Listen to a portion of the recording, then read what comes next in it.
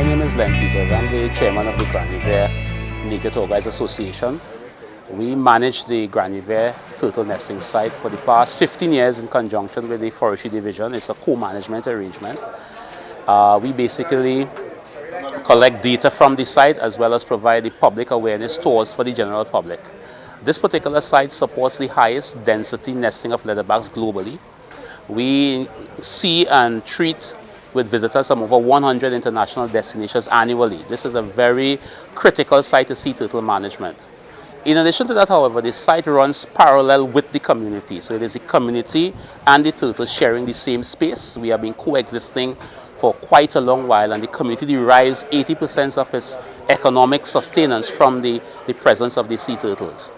Over the last week, a bit of media coverage was sent out globally, where it was recorded that based on an activity on the site where an intervention was made to redirect the river eroding into the site, it was reported that upwards of 20,000 turtles were destroyed as a result of that activity. That is a gross misrepresentation of the facts. Grande Riviere Beach is subdivided into 4 nesting zones. Each of the nesting zones supports nesting of sea turtles. Zone 4, the zone under review, supports the highest nesting density under normal conditions. However, since the 3rd of December last year, Zone 4 was totally eroded by the river, and the river started to head west. Our records indicate that from March to June, 419 turtles nested in zone 4, 419. For the same composite period, 9,000 turtles nested throughout the other parts of the zone. The turtles in zone 4, only about 20% of those nests would hatch because that is the hottest zone. It's also the zone heavily saturated. So we were looking at a 20% survival rate. What the river actually did, it eroded the entire zone, and it was heading into the zones that were now stable. It also began to erode into the property line. It actually decimated the fishing area where the fishermen use. So the intervention really was to prevent the river from eroding the remaining 2/3 of the nesting site, which supported the nesting and the economic activities of the community. Zone 4 basically was the zone that the river had to go back to because it was the natural course of the river 1, and it was the zone that represented the least amount of nesting for the season this year. Now, the media reported that 20,000 nests were destroyed. At a 75 nests per clutch ratio, that is only 243 nests. We had 490 nests that we recorded from March to June. Now, if the media recorded 20,000 nests were destroyed, that is 243 nests, and we recorded 400 plus for a 4-month period. Turtles hatch every 60 to 75 days. That's a gross exaggeration. Where are those turtles? We recorded from March to June, and in June, they're saying 20,000 nests were lost.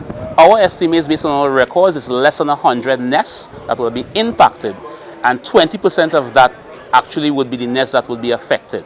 It's only about 100 to 200 hatchlings. You are talking about the beach is outputting close to 2 million eggs. 2 million eggs. 2,000 eggs is 2.5% of that. So we lost about 1.2% of the nesting beach to the redirecting of the river. Now, if you do the mathematics, that is not a composite large amount. The larger nesting area was preserved. We were able to sustain sufficient beach to continue the ecotourism and the public awareness component. And being a high energy beach, the beach will restore the beach area, bringing some sort of normalcy. So for the persons who unfortunately got the wrong representation of what occurred, that is not the case at all. The community basically was appalled by that media representation of the facts, simply because this is a community that is very conservation minded, and we really felt saddened that that sort of reporting could have been done.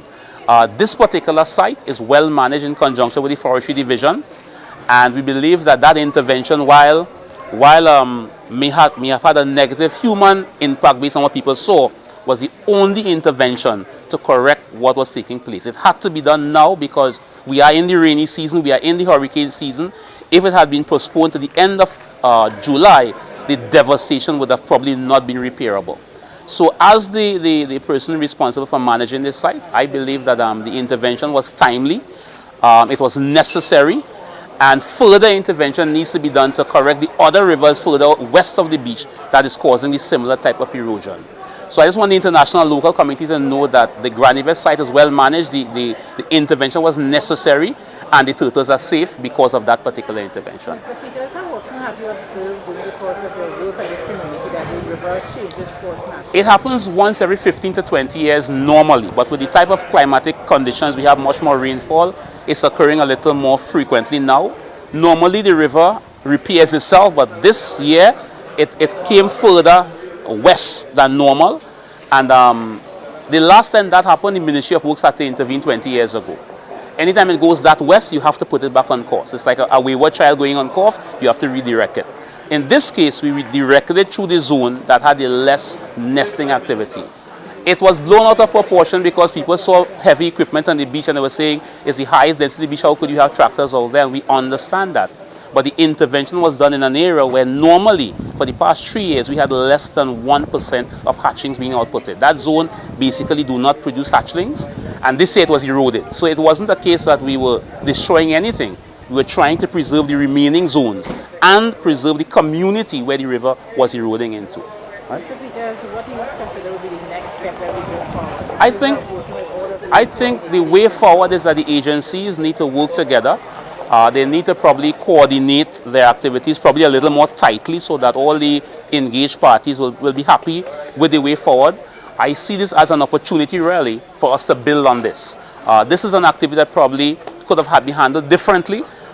We learned a lot of lessons from this because we didn't even anticipate that type of response. We felt that it was an intervention that would be done and it would blow over quickly. But obviously people are very sensitive about anything done on a nesting site.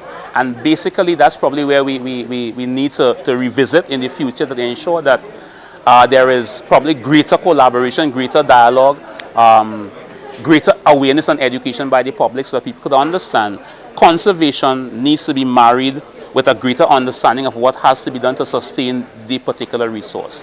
We empathize with the people who feel very strongly about it, but we believe the way forward is closer collaboration, probably a little more transparency on the part of the agencies and the community, but at the end of the day, turtle conservation will always be a high priority issue in Trinidad. The Ministry of Tourism is doing a tremendous job in promoting the same, and we believe all the agencies working together, the Ministry of Forestry, the Ministry of the Environment, we can really make Trinidad a model destination for conservation and ecotourism. Now, I know, Mr. Peters, your Grande Riviere and also Matura has been working with UWI in terms of scientific study. Yes. From the observation and from the scientific reports that you have done over the course of the years, how often does the beach degenerate itself? Its Grande Riviere beach is what is termed a high energy beach, meaning number of waves per minute. It packs sand at a 45-degree angle and it flattens off in an area that we refer to as a berm. The dynamics of the beach is such that in a couple of days' time, the sea will replace the sand that was lost. The sand moves as the season advances from east to west. So that if the river is not running in its direction, the sea will bring back sand and restore the zone in a couple of days' time. The sand that we saw in front of Mount Plaisir was restored there in 2 days' time after the river was closed. That's fresh sand that the river brought back. 2 days ago, there was no sand there. So as the river was closed, the sea brought sand right back to the back. It's going to take a while to bring it back to the height. There's a phenomenon we call ground sea, where you have rough seas where sand is deposited. That happens every so often, usually at high tides. But the beach naturally regenerates itself as long as the river is channeled in the right direction. Okay? Thank you very You're much. welcome. Okay. Well, first thing, I mean, what happened here was terrible, okay? But it was a mix, obviously, of both a natural occurrence and with us attempting to protect homes and businesses on the beachfront. What I'm happy to hear, however, is that the damage that happened was not as bad by any means of what was originally put out in the international media, and therefore we learn from this and we move forward. Trinidad, in particular, Grande Riviere, is a world-renowned nesting site. From the records that we have here, right here at the Visitor Center, we have over 100 different nationalities coming here on a regular basis. So it is quite a remarkable place. And what happened, we will deal with that in a very, very effective way. What I like about Grande Riviere, and I think people need to know, is that Grande Riviere itself is self-sustaining with tourism, with ecotourism, and in particular tourism around the whole issue of the natural habitat of the turtles. Yes, and very, very sustainable. The tourism here is sustainable. It has been so for many, many years. We expect that the beach will regenerate itself in short order, and we look forward to a very, very successful nesting season next year.